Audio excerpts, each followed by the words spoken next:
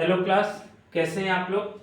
आज हम साइंस में parallel combination of the resistance देखेंगे कि प्रतिरोधों का समानांतर संयोजन।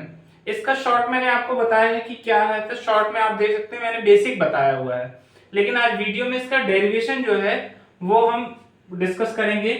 तो मैंने यहाँ पर क्या लिख रखा है, जैसा कि डायग्राम मैंने शॉर्ट में भी बनाया था, बिल्कुल वैसा ही डायग्राम यहाँ पर आपको समझा रहा हूँ कि हमने तीन रेजिस्टेंस को पैरेलल में कंबाइंड कर दिया है, R1, R2 और R3। ठीक है ना।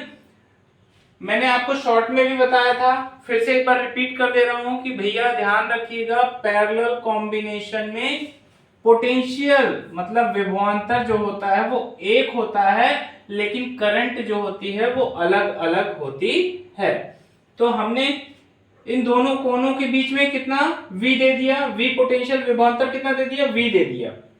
यहां पर टोटल करंट कितनी है, I है। जब यहां से करंट डिवाइड होगी तो किसमें डिवाइड हो जाएगी, I1, I2 और I3 में। मतलब R1 के लिए I1 करंट, R2 के लिए I2 करंट और R3 के लिए I3 करंट। ठीक है ना। ये तीनों अलग अलग हो गई। अब इसके लिए कुछ नहीं, देखिए बहुत ज्यादा दिमाग लगाने की जरूरत नहीं, बड़ा सिंपल तरीका रहता है। कुछ नहीं भैया, जो डिवाइड हो रहा है, ध्यान रखिएगा, जो अलग अलग हो रहा है उसी से हमें उद्घाटन करना है डेरिवेशन का। जैसे V है, V पूरे के लिए एक लौता है, V ही है सबके लिए, तो इससे कुछ नहीं करना। I अलग अलग हो रहा है, तो सबसे पहले टोटल करंट कितनी है, I equal to I1 plus I2 plus I3। ठीक है, इतनी बात अच्छे समझ में आई।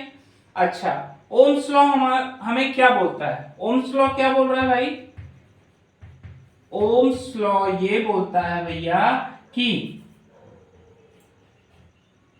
V equal to, Ohm's law क्या बोलता है, V equal to IR, V equal to IR। हमें I की वैल्यू निकालनी है, तो I की वैल्यू निकालने के लिए अपन क्या करेंगे, R को इसके डिवाइड में कर देंगे, तो I इक्वल टू कितना आ जाएगा, V अपॉन R।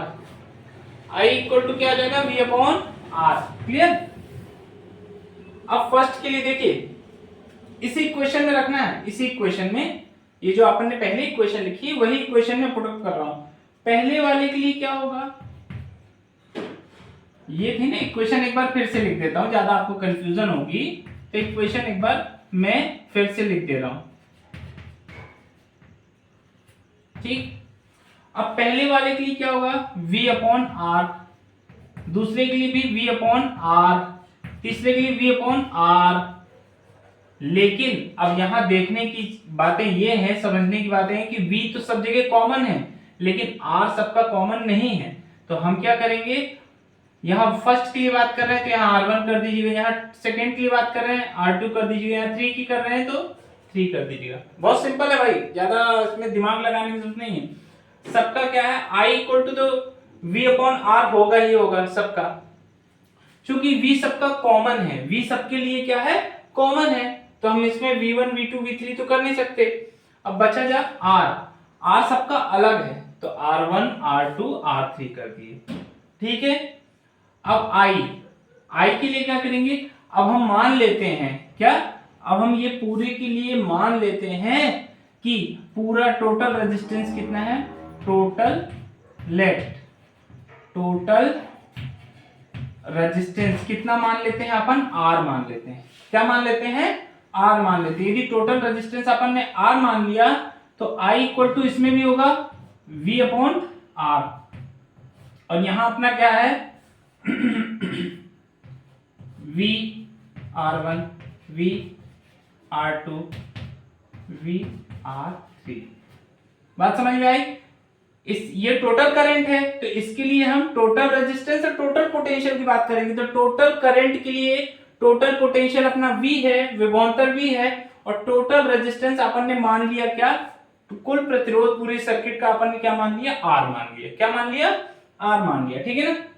अब इसमें क्या कर सकते हैं, मुझे नहीं लगता कि अब बताने की जरूरत है, कुछ नहीं यार, इसको V को क्या ले लेते हैं अपन, कॉमन ले लेते हैं, तो क्या आ जाएगा R1 plus 1 upon R2 plus 1 upon R3। ठीक है ना।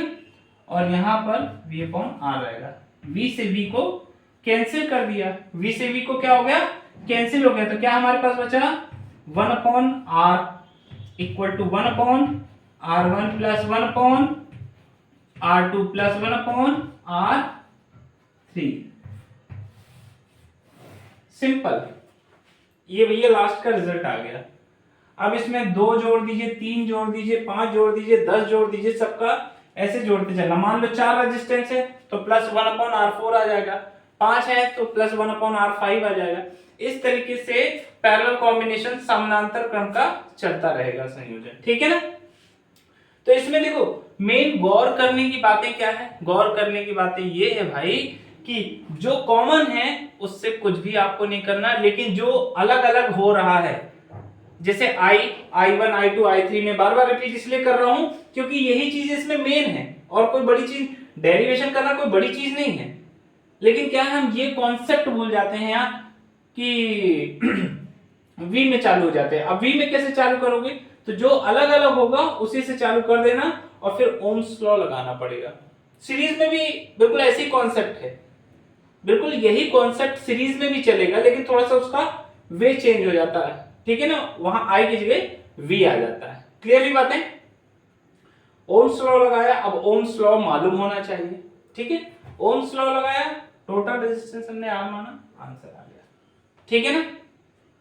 ओके, तो कैसा लगा ये वीडियो, इसको शेयर आगे जरूर कर देना, क्योंकि ये रटते हैं स्टूडेंट, तो रटना जरूरी नहीं है, समझिए, समझ के एक दो बार जहां प्रैक्टिस की अपने आप बनने लगेगा, इतनी टेंशन की बात नहीं है, है ना। Thank you.